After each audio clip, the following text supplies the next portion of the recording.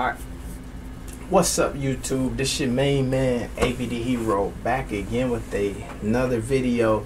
And today we want to do a quick preview of the Vytautas versus Rytas game that will be happening later this morning. It's kind of early right now to be doing this, but we're going to get it done anyway.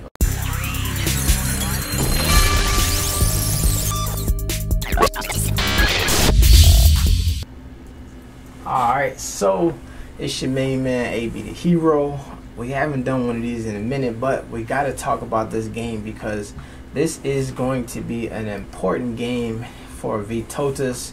This is they're playing Rytas, who is the second best team right now in the LKL. They're number 2 in the standings behind Zalgiris. Rytas actually already beat Zalgiris early this season. And it's interesting is because the next game after beating Zalgiris, they played Vytautas, and Vytautas was stuck in. They only lost by 6 points. Rytas is the squad who beat Vytautas by like 56 earlier in the year. So then to come back and then only lose by 6 is a win in itself. But that was also the game where Melo didn't play that game. He was hurt. He was out. And so it was the game with just Gelo. And Gelo had a pretty decent game. I think he scored like around 8 points. So this is based off of that, this is a winnable game, right? I feel like Vytautas is coming off that Big Baller Brand Challenge Clash game in London, where you had Melo go for almost a triple-double, well, a triple-double with almost like 16 assists, 16 rebounds, some ridiculous numbers like that, almost 40 points. Gelo score 40-plus points. And so I feel like they're in the mode right now. They're playing good basketball. What we'll have to see is what type of offense they're going to run. Is Cesar's going to come out here with that slow pace LKL offense, or is he going to push it? Is he going to push it to the max? After this Rytas game, the last time they played, the coach for Rytas came out and he gave a lot of praise to this Vytautas team and said that they had a lot of good players, a lot of talented players, but and he suspected that they were probably going to win a couple more games, and they have. They haven't won a game since the game prior to playing Rytas, but we'll see, man. It should be interesting, but let's get into it. Like I said, they've played Rytas already this season, so we let me see, make sure I'm at the right spot. So they've played Rytas already, so we have talked a little bit about some of these players and should be familiar with a couple of these guys.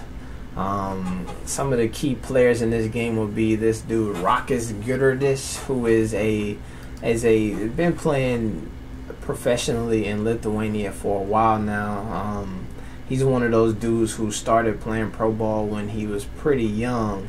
But you know what I mean, is like the equivalent of Gelo coming basically straight out of high school to start playing pro ball. This is one of those dudes, and so he's a vet over there. Even though he just last season or so is kind of bounced around between the LKL and the NKL, BBL, as we see here, NKL Finals MVP, LKL All-Star, BBL Finals MVP, 3-time BBL champion. And the big difference there is that the Lithuanian League LKL leading scorer, right now he is also the leading scorer for this Rytas team. But the big difference between like the NKL and the BBL is the NKL is the second division Lithuanian league, whereas the BBL is like, it's just still a lower league, but it's comprised of like all of the Baltic countries. So it's a little bit, it's some other teams in there. That's actually the league that Vytautas played in outside of the LKL, but they dropped out in order to do some of these Big Baller Brand Challenge games. So Rokas is their right now their leading scorer, so be watching out for him tomorrow. You also got Travis Peterson, an American dude from Sanford, 6'10", power forward type guy, center, play some ball. Jimmy Barron, also an American dude, played D1 ball over at Rhode Island. vet. You see, 31 years old, been playing pro for a minute now. And then probably out of the Americans, or like out of the players with accomplishments that we would be like, oh my God, he played D1 ball. This guy here, Chris Kramer, played professionally. Played D1 ball at Purdue. Big Ten, was a standout there. Was in training camp with the Milwaukee Bucks. Played in the D League, or basically the G League, for the Fort Wayne Mad Ants. So as you can see, they got some players on their team, man. They got some guys. It was kind of interesting, man. I was looking at their team picture here, and I was like, man, this and obviously it's Lithuania, so it makes a lot of sense. But I was like, man, they don't really got no brothers on their squad. And then it reminded me, I don't know if you remember, there was an article or a report that came out where there was a team president from a Lithuanian club like a couple years ago who made this comment about how you can only have so many black players on the team. I think he said you can have 2 black players on the team. If once you get more than that, they start to tripping. And then he said that he had 4 and they turned into some sort of a gang or whatever. But that team president was actually for Rytas. This guy here, he was the team president of Rytas, and actually he resigned shortly after making these comments through pressure from like the FIBA and the National Basketball Players Association, who put pressure on FIBA to make him resign. So that's kind of an interesting fact. He's not on the squad, but if he was still the team president, that would give me more motivation to root for Vytautas to beat them. But you know what I'm saying, he's not there. They what is the dude? They talked about it here. What's the guy from the Clippers who they got rid of? Donald Sterling. Yeah, they were how LeVar Seskis is the LeVar Ball of Lithuania. Well, that dude is the Donald Sterling of Lithuania. So that's kind of crazy. We'll see. As you see here, team comparison, 86 to 79. They got a slight edge in pretty much all of these categories. I'm telling you, I think it'll come down to the amount of playing time that Gelo and Melo get tomorrow, right? I think that what's interesting about the Melo situation is he is young and he's going to make mistakes, but he is often the most talented player on the court at all times. So, like, just off raw God-given talent and abilities, even Coach Seskis at the time, I'm pretty much quoting him on that, talked about Melo just being gifted with abilities that come straight from God. And I think that where the adjustment has to happen is with the coach, right? I think when a lot of times you have these situations, right, where in pro basketball, you can select players who fit your system. So if I'm a coach, I'm Popovich, I want to go out here and I'm going to draft guys who I know can run the system that I run, right?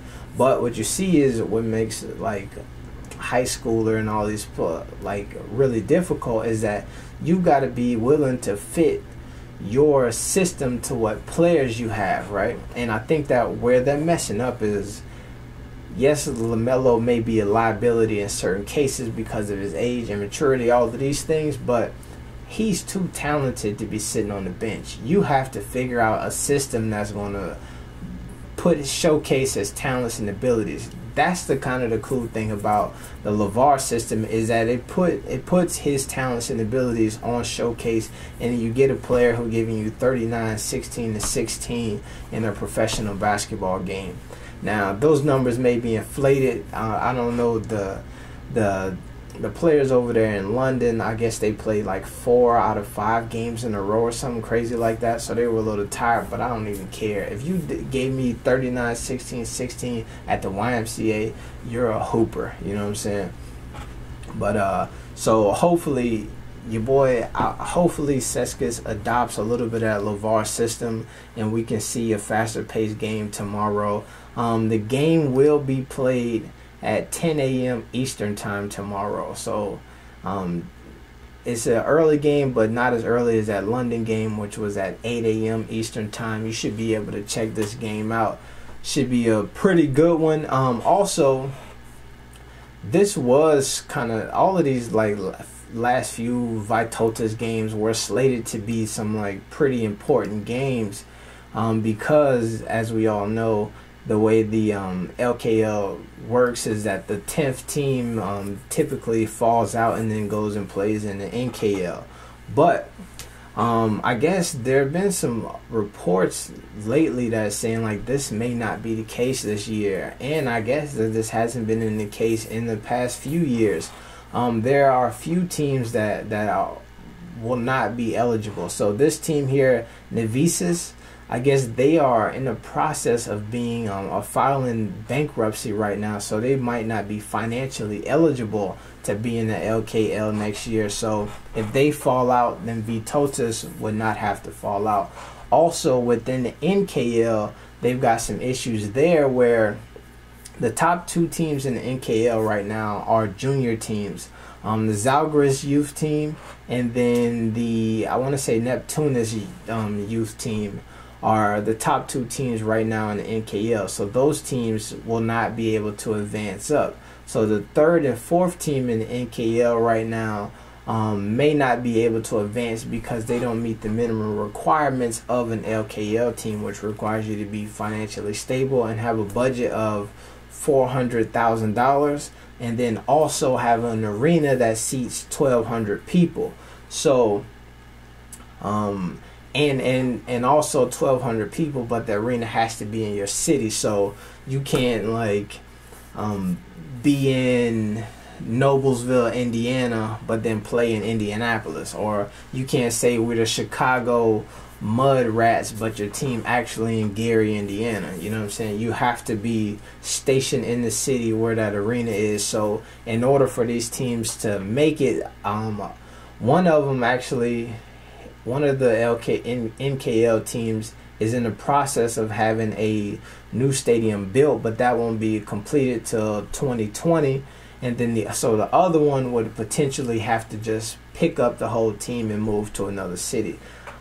I don't think that they want to do that. So there's some stuff there. The whole setup over there is interesting, man, because I think that the incentive, talking about not tanking, of you maybe dropped out of the league if you fall 10th place, is great. But then it's interesting because all of these teams work on such different budgets. I was trying to find this document, but I could not find it. But I seen it a while ago where the team that Vytautas is playing tomorrow, Lietuvos Rytas, has a budget of like $4.5 million. And Vytautas has a budget of $400,000, right? So it's like, if you just look at it from the money wise, you could see why a team like Vytautas is in last place. They don't have the budget. And then if you think about before LeVar and the Big Baller Brand showed up, they were financially enabled to pay players, and it took like $100,000 Big Baller Brand sponsorship to kind of help them break back even, and then so some of this publicity. So if you look at the talent, right, if you're thinking about the budget and how much you're willing to pay players who can play at a high level, if you got you got $4.5 million that you got to pay players with, compared to a team who's got $400,000, you obviously gonna get much better players on the team that you're gonna pay $4 million for. So when you look at that and you see a Vytautas team who's sticking in a game with a team like Rytas, that's a major thing, right? And it goes to show you there's a lot of like hate that my boy Melo and Gelo and them get because they're on the last place team, right? And it's like, if they were that good, they would probably be winning. But what you see is that this team here, Vytautas, was getting blown out a couple times, and they cool and all that. But you can see that some of these games potentially might not be as close if Gelo or Melo wasn't out here doing what they do. So that's just something to look at there, man. I'm trying to think if I got anything else I wanted to talk with y'all about. Should be a good game. Like I said, the game will be at 10:20 Eastern time. I might try to be up to watch it, but I'm not 100% sure because, you know what I'm saying, it's almost 5 in the morning now. So I'm going to go to sleep. And then if I'm up, I might watch it. But also in the comments, man, let me know what you think. I'm trying this new setup, man, with this streaming thing. If I stream these videos, I can kind of pump them out quicker. And also, like, I've been so obsessed lately with trying to make this stream look excellent and have the quality perfect. You know what I'm saying? So that's also has diverted my attention from creating videos. But if y'all interested as well, I'll throw this out here. I just bought a new camera. I got that G85, so I'm getting rid of my G7. I actually posted that bad boy on eBay, so y'all interested, y'all need a new camera or some jazz, you know what I'm saying, hop over to eBay, go ahead and bid up on that G7. But I'm finna roll up out of here. It's your main man, AB the Hero. I'm out. Peace.